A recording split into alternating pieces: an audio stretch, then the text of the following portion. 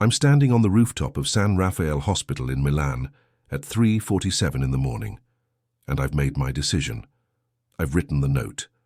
I've said my prayers, hollow as they feel. In exactly 13 minutes, I'm going to climb over this railing and end 42 years of life that have lost all meaning. What stopped me wasn't what you think. It wasn't fear, wasn't a sudden revelation, wasn't even the cold October wind hitting my face.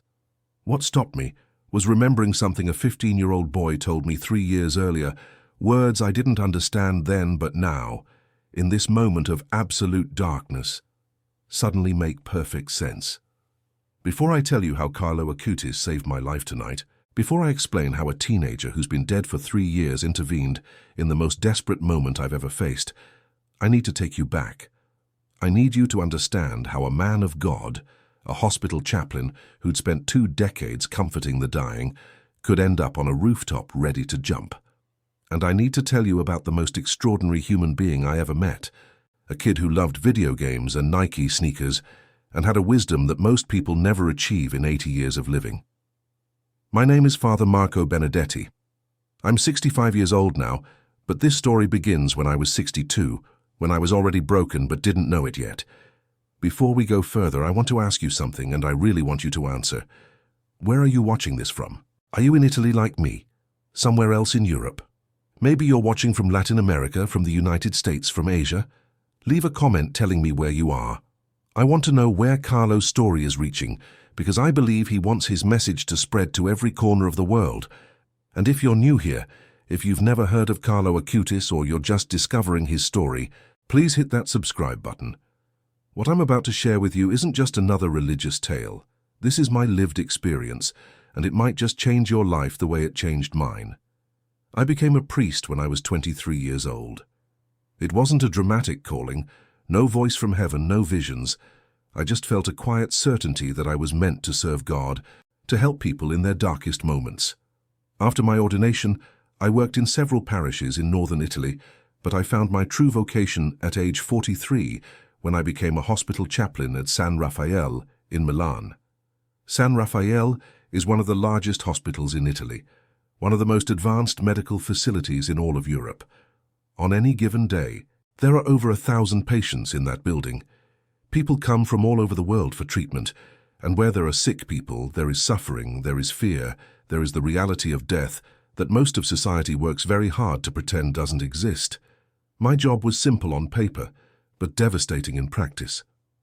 I walked those corridors every single day, visiting patients who requested spiritual support, sitting with families as their loved ones died, performing last rites, offering whatever comfort I could to people facing the worst moments of their lives. In my first year as chaplain, I was present for 67 deaths. In my second year, 91. By my 20th year, I'd witnessed more than 1,200 people take their final breaths. I'd held the hands of young mothers dying of cancer, leaving small children behind.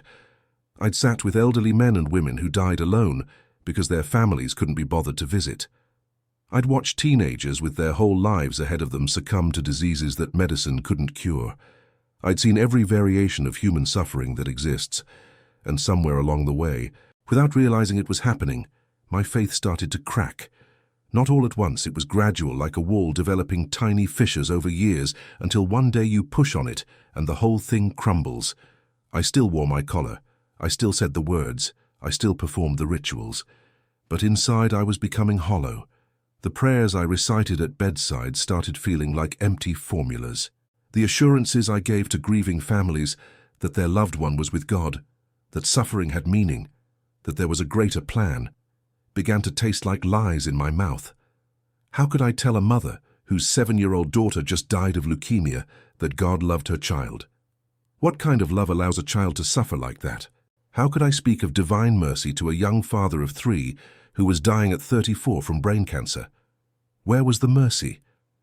The theological answers I'd learned in seminary, the philosophical frameworks for understanding suffering, the concept of redemptive pain, the free will defense, the idea that we can't understand God's ways, all of it started seeming like intellectual gymnastics designed to rationalize the unrationalizable. I began to wonder if I was just a well-meaning liar, offering false comfort to desperate people who needed hope so badly they'd accept any narrative that made their suffering bearable. By the time I was 62, I was going through the motions. I showed up to work because it was my job. I visited patients because it was my duty. I spoke words of comfort because that's what chaplains do. But I was dead inside.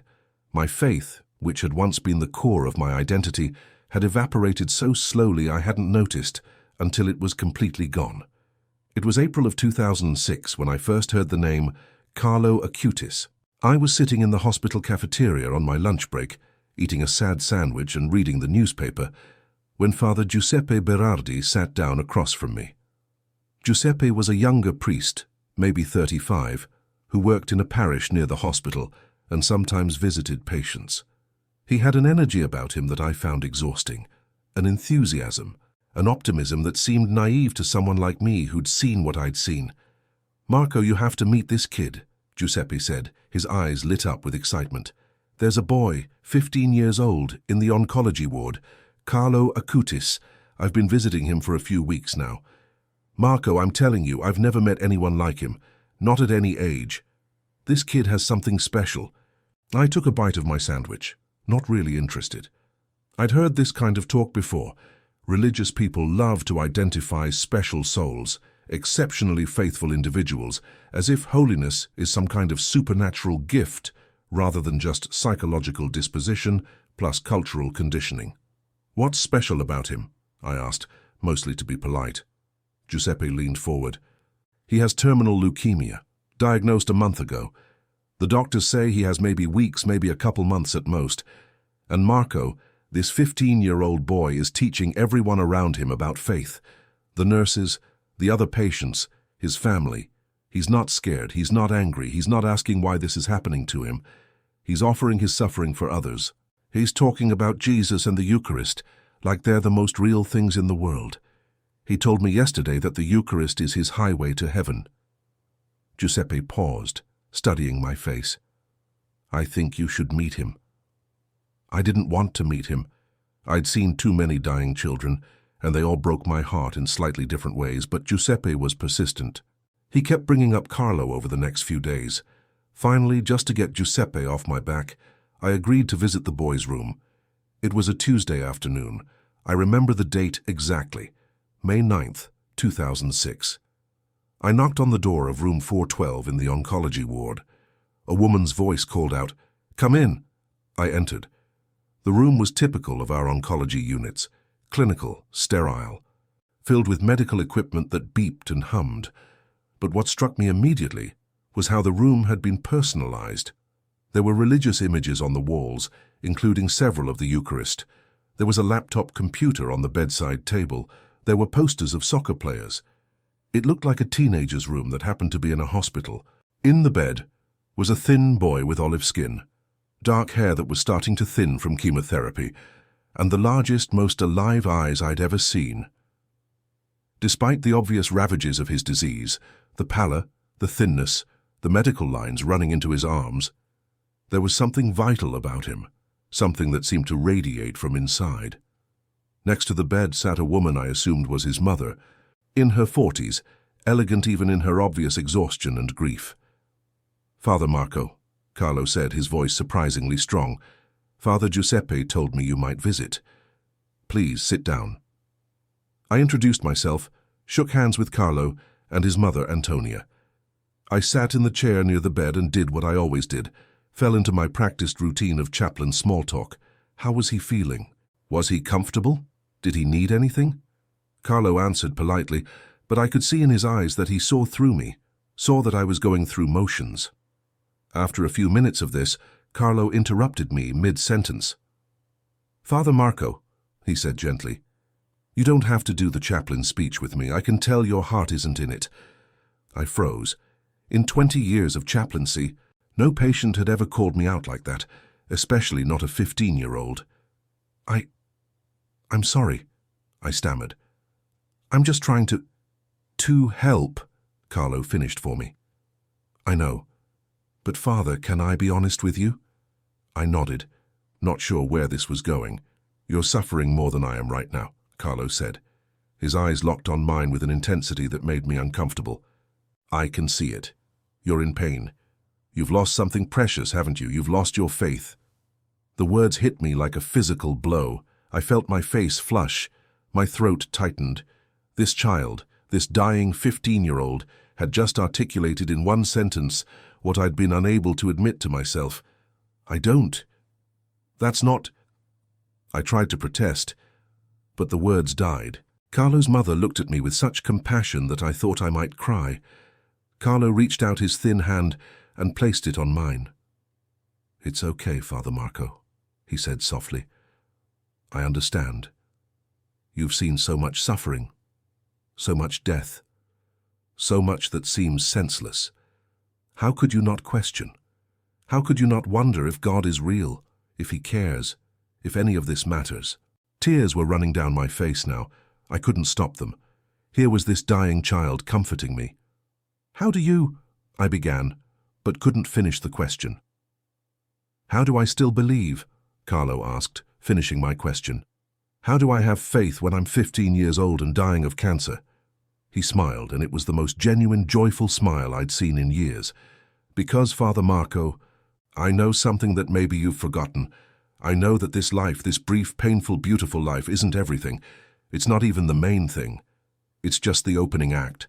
The real story, the real adventure, starts after this." Over the next hour, Carlo talked and I listened. He told me about his faith, about how he'd fallen in love with Jesus at age 7 during his first communion. He told me about the Eucharist, about how attending daily Mass wasn't some grim obligation, but the highlight of his day, how he experienced Jesus as genuinely present in that consecrated host.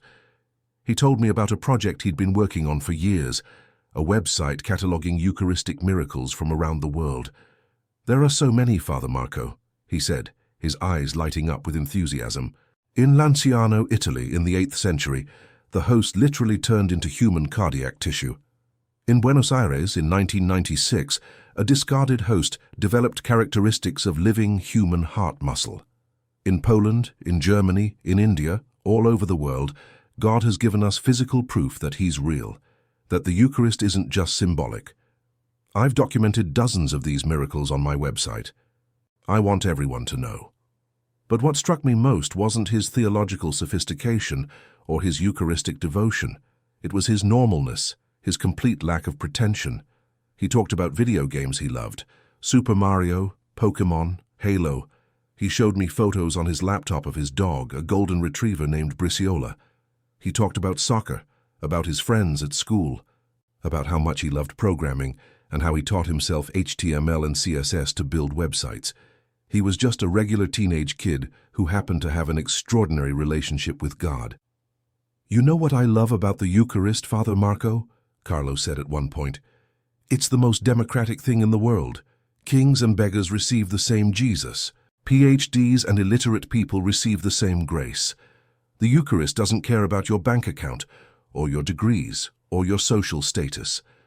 God makes Himself available to everyone, equally, every single day." Before I left that first visit, Carlo said something that lodged itself in my brain like a splinter. "Father Marco, everyone is born an original, but most people die as photocopies. Don't be a photocopy. Be who God created you to be." I walked out of that room shaken. I went home that night and for the first time in months actually prayed. Not performed a prayer, but prayed. I asked God if He existed, if He was listening, to help me understand what I'd just experienced. How could a dying child have more life in him than I had? How could someone facing death have more joy than I had in perfect health? Over the next weeks, I visited Carlo regularly. It wasn't part of my official duties. Giuseppe was his assigned chaplain. But I felt drawn to him in a way I couldn't explain. Sometimes his mother Antonia would excuse herself to get coffee or make phone calls, giving Carlo and me time alone. Sometimes we'd talk about deep theological questions. Sometimes we'd just watch soccer on TV together. Carlo asked me about my life, my calling to priesthood, what I'd experienced in 20 years of chaplaincy. I found myself opening up to him in ways I never had with anyone. I told him about the patients who died badly, full of regret and fear. I told him about the children I'd watched suffer. I told him about my crisis of faith, about how I no longer knew if I believed any of it. Carlo listened without judgment. He never told me I was wrong to doubt. He never gave me pat answers. Instead, he shared his own experiences, his own certainties, with such authenticity that I couldn't dismiss them as naive religiosity. Sadness is looking at ourselves. Carlo told me one afternoon in late May. Happiness is looking toward God. Father Marco, you've been looking at suffering for so long that you've forgotten to look at the one who redeems suffering. In June, Carlo's condition worsened. The leukemia was progressing rapidly. He was in more pain, weaker, sleeping more, but even as his body failed, his spirit seemed to grow stronger. One afternoon when I visited, Carlo was barely able to speak, but he gestured for me to come close. "Father Marco," he whispered, "I want to tell you something, and I need you to remember it. In exactly 3 years from the day I die, you're going to be in the darkest moment of your life. You're going to think there's no way out, that ending your life is the only solution. And in that moment, I need you to remember this conversation. I need you to call on me. Ask for my intercession. I'll be there." I stared at Carlo, unsure how to respond. How did he know? What was he talking about? "Carlo, I began, but he shook his head slightly. "Just promise me you'll remember," he said. "Promise me that when that moment comes, you'll think of me." I promised, though I had no idea what he meant. I thought maybe it was the medication, the disease affecting his mind, but his eyes were clear, certain. That conversation haunted me, but I pushed it aside. The present suffering was more than enough to deal with, without worrying about prophecies about future suffering. By September, Carlo could barely get out of bed. The doctor said it was a matter of days, maybe a week at most, but Carlo remained at peace. He talked about offering all his suffering for the Pope, for the Church, for young people around the world. He talked about heaven, like it was a place he'd already visited, like he could see it, just beyond a thin veil. On October 11th, I received a call at 5 a.m. It was Antonia. "Father Marco, please come. Carlo is asking for you." I dressed quickly and drove to the hospital. The pre-dawn streets of Milan were quiet, empty. I ran through the corridors to Carlo's room. Inside, the family was gathered.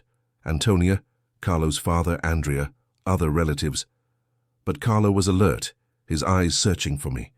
I moved to his bedside. He reached for my hand with fingers that could barely grip. "Father Marco," Carlo whispered, his voice so weak I had to lean close to hear. "Thank you for being my friend. Thank you for letting me be yours." Tears streamed down my face. "Carlo, you've given me more than you know. But he interrupted me, using what little strength he had left. "Remember what I told you. 3 years. When the moment comes, call on me. I promise I'll be there." Those were the last words Carlo Acutis spoke to me. Later that day, October 12, 2006, at 6:45 in the morning, with his family surrounding him, Carlo died. His final words to his mother were an offering. "I offer all my sufferings for the Lord, for the Pope, and for the Church." He was 15 years, 5 months, and 9 days old. I performed the funeral mass. I'd done hundreds of funerals in my career, but never had I struggled more to keep my composure. The church was packed with people, Carlo's classmates, friends, neighbors, people he'd helped, people whose lives he'd touched in his brief 15 years. During the eulogy, I tried to capture who Carlo was, but words felt insufficient. How do you encapsulate a soul that bright in mere language? In the years after Carlo's death, I kept a photograph of him on my desk. Sometimes I'd look at it and feel a warmth, a sense of his presence. Other times, I'd look at it and feel the old bitterness return. Why did this extraordinary kid have to die? What was the point of creating someone so special only to take him away? Life continued.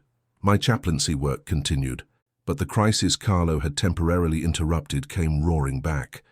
By 2008, I was worse than before I'd met him. At least before Carlo, I'd been numb. Now I felt everything, and it all hurt. I started drinking in the evenings. Nothing dramatic, just enough to dull the edges. I stopped reaching out to friends. I went through my days like a robot. Then, in March of 2009, my sister Juliana was diagnosed with stage 4 pancreatic cancer. Juliana was my only sibling, my closest friend, the one person in my life who knew me completely. She was 59 years old, vibrant, full of life. The diagnosis was a death sentence. Pancreatic cancer at that stage is essentially untreatable. The doctors gave her 6 months, maybe a year, with aggressive treatment. Before I continue this story and tell you what happened next, I need to pause and ask something of you. If this video has touched you, if Carlo's story is speaking to your heart, I want to invite you to do something. At the bottom of this video, there's a super thanks button. I know money is tight for many people, I understand, but if you're able, if God is moving your heart, please consider leaving a super thanks. This financial support, however small it might seem, sustains this mission and allows us to continue bringing deep and transformative content to more lives that need this message. Your contribution isn't just money, it's a partnership in spreading Carlo's story to every corner of the world. And whether you can give financially or not, please leave a comment. Tell me, have you ever experienced a moment where you felt God intervening in your life? Have you ever had a prayer answered in an unexpected way? Share your stories. This community needs to hear them. I spent the next months watching my sister die. It was excruciating, slower and more painful than Carlo's death had been. Juliana suffered terribly. The cancer ate away at her from the inside. Pain medications helped less and less. She lost weight until she was skeletal. Her skin turned yellow from liver failure. By September of 2009, she was in hospice, barely conscious most of the time. On October 10th, 2009, Juliana died. I was holding her hand when she took her last breath, and something inside me broke irreparably. I stopped believing completely, not in a philosophical way, not in a I have doubts way, but in a complete, total way. There was no God. There was only suffering and death and meaninglessness. We were biological machines that broke down, and all the religious narratives were lies we told ourselves to make the horror bearable. I kept working as a chaplain because I didn't know what else to do, because I needed the income, because inertia is powerful. But I was a fraud. I was an atheist in a collar, speaking words I didn't believe to people who desperately needed hope I couldn't give them. By early October 2009, I was barely sleeping. When I did sleep, I had nightmares of Carlo's emaciated body, of Juliana's suffering, of all the hundreds of deaths I'd witnessed. I started having intrusive thoughts about suicide. At first, they were fleeting, just quick flashes of driving my car off a bridge, of taking pills, of ending it. But they became more persistent, more detailed, more appealing. On October 11th, 2009, I worked my normal shift at the hospital. I went through the motions, visited patients, said empty prayers. That evening, I went home to my small apartment near the hospital. I sat at my kitchen table and made a decision. I was going to end my life. Not eventually, not someday, but tonight. I wrote a note. It was brief, clinical, explaining that I could no longer continue, that I was sorry, but this was the only solution I could see. I apologized to my remaining family, to my colleagues, to my parishioners. I didn't mention God because there was no God to mention. Around 2 a.m., I left my apartment and walked back to the hospital. San Rafael is a massive complex, 12 stories tall. I knew that rooftop access was technically restricted, but I also knew the door was often left propped open by staff who went up there to smoke. I took the elevator to the 12th floor, then the stairs to the roof access. As I expected, the door was unlocked. I stepped out onto the rooftop. Milan at 2:30 in the morning is surprisingly beautiful. The lights of the city stretched in every direction. I could see the illuminated spire of the Duomo in the distance. The air was cold for October, biting through my jacket. I walked to the edge of the roof, to the low wall that was the only barrier between me and a 12-story drop to the concrete below. I stood there for a long time, maybe an hour, looking down, working up the courage. I thought about Carlo Acutis. I thought about his joy in the face of death, about his certainty, about his faith. I thought about how everything he believed was beautiful, but ultimately false. A comforting fairy tale for those who couldn't face reality. I thought about Juliana, about her suffering, about how if there was a God, he was either powerless or cruel. I thought about the 1,200 deaths I'd witnessed, all the suffering I'd seen, and I thought, enough. Enough of the pain, enough of the lies, enough of everything. At 3:45 a.m., I climbed onto the low wall. I stood there, balanced, looking down. One step forward, and all of this would be over. No more pain, no more doubt. No more being a fraud who pretends to believe what he doesn't. Just silence, just nothing, just the end. And then, for a reason I still can't fully explain, I thought of Carlo's words, his whispered prophecy in that hospital room 3 years earlier. In exactly 3 years from the day I die, you're going to be in the darkest moment of your life. You're going to think there's no way out. That ending your life is the only solution. And in that moment, I need you to remember this conversation. I need you to call on me. Ask for my intercession. I'll be there. 3 years. Carlo died on October 12, 2006. This was October 12, 2009. Exactly 3 years to the day. A chill ran through me that had nothing to do with the cold October air. How did Carlo know? How could a 15-year-old dying of cancer know that exactly 3 years after his death I would be on a rooftop preparing to jump? It wasn't possible. It couldn't be possible. And yet, standing on that ledge, wind whipping around me, Milan spread out below me in all its indifferent beauty, I made a decision that I still don't fully understand. Maybe it was desperation. Maybe it was the last gasp of a faith I thought was dead. Maybe it was simple curiosity about how Carlo could have known. But I decided to do what Carlo asked. I closed my eyes, and in my mind, in my heart, I called to him. "Carlo," I said, speaking out loud into the wind, "if you can hear me, if you're really in heaven like you believed, I need your help. I can't do this anymore. I don't want to live. But you told me to call on you, and I'm calling. If God is real, if any of this is real, I need a sign. I need something, because I have nothing left." I waited. The wind howled. The city lights glittered. Nothing happened. Of course nothing happened. What did I expect? I was a desperate man talking to a dead teenager, looking for meaning in random coincidence. I opened my eyes, prepared to step forward, and then my phone rang. At 3:47 in the morning, standing on the edge of a hospital rooftop, my phone rang. I almost didn't answer. Why would I answer? In a few seconds, I'd be dead. But some automatic part of me reached into my pocket and pulled out my phone. The caller ID showed San Rafael Hospital, Maine. "Who would be calling from the hospital at this hour?" I answered. "Father Marco?" It was a nurse's voice, young, scared. "Father Marco, thank God I reached you. We have an emergency. A patient is dying and is asking for you specifically. He's asking for you by name. He says he needs to see you before he dies. He says it's urgent." I stood there on that ledge, phone pressed to my ear, my mind struggling to process what I was hearing. "What patient?" I asked. "His name is Roberto Marchesi," the nurse said. "He's 47, brought in 2 hours ago with a massive heart attack. He's not going to make it through the next hour. He's conscious, but barely. And he keeps saying he needs to speak to Father Marco Benedetti. He says you knew his son, that his son told him if he was ever dying, to ask for you specifically." I felt like I'd been hit in the chest. "Who was his son?" I asked, though part of me already knew. "Carlo Acutis," the nurse said. "He says Carlo Acutis was his son's best friend. Does that mean anything to you?" Everything. It meant everything. "I'll be right there," I said. I hung up and climbed down from that ledge. My hands were shaking so badly I could barely grip the wall.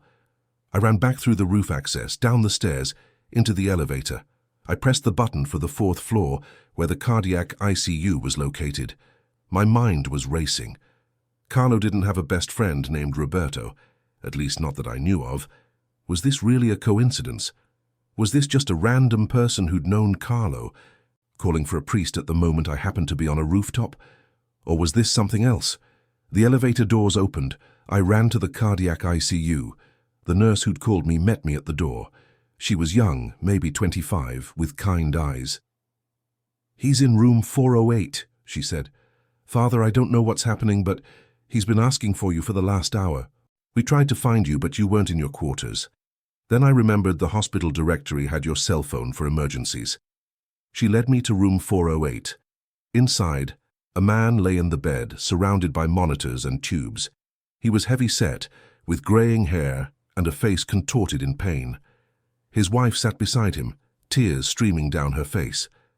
2 adult children, a man and a woman in their 20s, stood against the wall looking devastated. I approached the bed.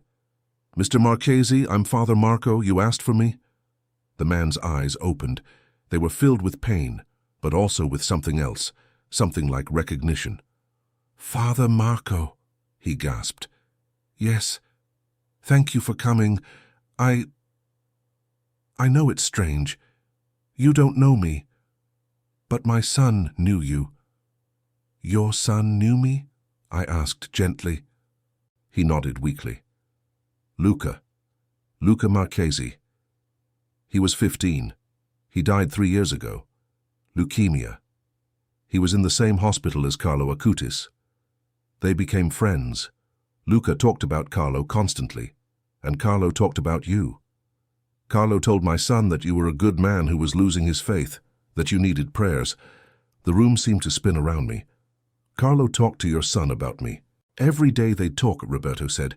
His breathing labored. The nurses would wheel their beds close together so they could spend time together. They'd talk about God, about suffering, about life. 2 dying 15-year-olds discussing philosophy and theology like they were ancient scholars. Carlo told Luca that God had a special plan for you, Father Marco, that you would help many people, but first you had to go through a dark night of the soul. Roberto coughed violently. His wife held his hand and cried harder. He continued, struggling to get the words out. Before Carlo died, he made Luca promise something. He said, "If your father is ever dying, if he's ever in the hospital facing death, make him ask for Father Marco Benedetti. Tell your father that Father Marco needs to see what real faith looks like in the face of death. Tell him that the call will save Father Marco's life." I felt tears streaming down my face. "Your son, Luca, he died when?" 2 months after Carlo, Roberto said. December 2006, the leukemia took him too. But Father, before he died, Luca made me promise. He said Carlo was very specific. He said, "Papa, promise me that if you're ever dying, you'll ask for Father Marco. Promise me you'll call him. Carlo said it's important. Carlo said Father Marco needs to witness your death." Roberto's heart monitor began beeping more erratically, the numbers dropping. He was fading fast. "I don't understand," I said. Why did Carlo say you needed to call me?" Roberto smiled weakly. "Because Carlo wanted you to see faith in death one more time. He wanted you to see someone face the end without fear." "Father Marco, I'm dying. The doctors say I have minutes, maybe an hour. And I'm not afraid. I've lived a good life. I've loved my wife. I've raised my children. I've worked hard and been honest. I've tried to serve God. And now I'm going to see my son Luca again. I'm going to thank Carlo for being his friend in his last days. I'm going to meet Jesus, who Carlo loved so much." His breathing was becoming shallower. His wife sobbed openly now. Their adult children moved closer to the bed. But Roberto's face was peaceful, serene even. "Father Marco," he whispered. "Carlo was right about everything. The Eucharist is real. Jesus is real. Heaven is real. Don't lose faith. Don't give up. Your mission isn't finished. Carlo is interceding for you right now. He has been for 3 years. That's why I'm dying tonight at this exact moment. That's why I needed to see you, to tell you, keep going, keep believing. Your work matters." Those were Roberto Marchesi's last coherent words. I administered last rites. I prayed over him as his family wept. I stayed with them as his breathing slowed, as his heart rate dropped, as the monitor's beeping became irregular and then stopped. Roberto died at 4:23 a.m. on October 12, 2009, exactly 3 years and approximately 22 hours after Carlo Acutis died. I stayed with the family for another hour, offering what comfort I could, helping them with the immediate logistics of death. But my mind was reeling. The probability of what had just happened occurring by chance was astronomically small. Carlo, 3 years earlier, tells me that exactly 3 years from his death, I'll be in my darkest moment and need to call on him. Carlo tells his dying friend Luca to make Luca's father promise that if he's ever dying, to call for me specifically. Roberto has a massive heart attack and is brought to San Rafael Hospital where I work. Roberto requests me by name at exactly the moment I'm standing on a rooftop preparing to jump. I was called down from that rooftop literally minutes before I would have ended my life. I witnessed a man face death with the same peace and certainty I'd seen in Carlo, and Roberto delivered a message specifically designed to speak to my doubts, my crisis, my despair. This wasn't coincidence. This was intervention. This was Carlo Acutis from heaven reaching across 3 years and orchestrating events to save my life. When I finally left the hospital that morning, dawn was breaking over Milan. I walked out into the cool October air and everything looked different. The light seemed brighter. The air felt cleaner. I was alive. I hadn't jumped. And my faith, which I thought was completely dead, came rushing back with a force that nearly knocked me over. I went home. I got on my knees in my small apartment and I prayed. Really prayed, not performed prayers. I thanked God for Carlo Acutis. I thanked God for Roberto Marchesi. I thanked God for pulling me back from that edge. I begged forgiveness for my doubt, for my despair, for my decision to end my life. I cried until I had no tears left, and then I slept for 12 hours straight. When I woke up, I knew what I had to do. I needed to share Carlo's story. I needed to tell people what he'd done for me. I needed to make sure this extraordinary teenager's life and message reached as many people as possible. Over the next months, I learned more about Carlo Acutis than I'd known when he was alive. I discovered that he'd been declared venerable by the Church in 2018, that his beatification was planned for 2020 in Assisi. I learned about the miracles being attributed to his intercession around the world. I learned about how his body, exhumed 4 years after his death, had been found intact, showing no signs of decomposition. I learned about the thousands of people who were discovering his story and being transformed. I began speaking publicly about my experience with Carlo, about how he'd saved my life, about what he taught me. I wrote articles, I gave talks. I traveled to schools and parishes telling teenagers about this saint who was one of them, who loved video games and soccer and Nike sneakers, but also loved Jesus with a passion that transformed everyone around him. In October 2020, I attended Carlo's beatification in Assisi. Watching Blessed Carlo Acutis be officially recognized by the Church for his extraordinary sanctity, I wept openly. I thought about the kid I'd met 14 years earlier, dying in a hospital bed but more alive than anyone I'd ever known. I thought about his prophecy, his intercession, his continued presence in my life even after death. I'm now 65 years old. I'm still a hospital chaplain at San Raffaele, but I'm not the same man I was 15 years ago. My faith isn't the naive, unexamined faith of my youth, nor is it the hollow, ritualistic faith of my crisis years. It's a faith forged in suffering, tested in despair, and proven by miracle. Every day I still witness death. I still see suffering that seems senseless. I still struggle with the theological problem of evil. But now I have something I didn't have before. I have certainty.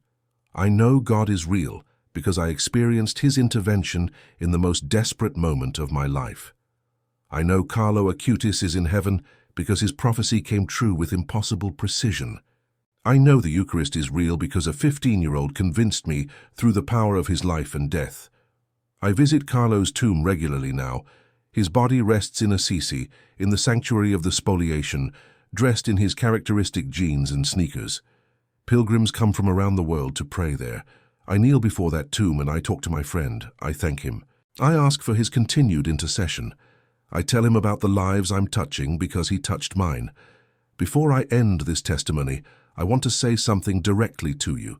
If you're watching this and you're in despair, if you're considering ending your life, if you think there's no hope, please hear me. There is hope. God is real. Your life has meaning and purpose, even if you can't see it right now. And there's a 15-year-old saint in heaven right now who's interceding for you just like he interceded for me. And if this channel has been an answer for you, if Carlo's story has touched your heart, I want to invite you one more time to consider leaving a super thanks. This financial support, however small it might seem, sustains this mission and allows us to continue bringing deep and transformative content to more lives that need this message. Your contribution isn't just money, It's a partnership in spreading Carlo's story to every corner of the world, reaching people in their darkest moments. Just like Roberto's call reached me on that rooftop, Carlo Acutis used to say, "We are all born originals, but many die as photocopies. Don't be a photocopy. Be the original God created you to be. Don't let suffering and doubt rob you of your authentic self." Carlo also said, "Sadness is looking at ourselves. Happiness is looking toward God. If you're in sadness, turn your eyes upward. Look toward God. He's there even when you can't feel him, especially when you can't feel him." I'm Father Marco Benedetti. I'm alive today because a 15-year-old boy loved Jesus so much that even death couldn't stop him from helping others. I'm here to tell you that Carlo Acutis is real, that his intercession is powerful, that the Catholic faith he lived so authentically is true. If you're struggling, call on Blessed Carlo Acutis. Ask for his intercession. He's listening. I promise you, he's listening. Because if he could reach across 3 years to save a suicidal priest on a hospital rooftop, he can reach you wherever you are. Please share this video with someone who needs to hear it. Leave a comment telling me what struck you most about Carlo's story. And remember, you are born an original, don't die a photocopy. Blessed Carlo Acutis, pray for us.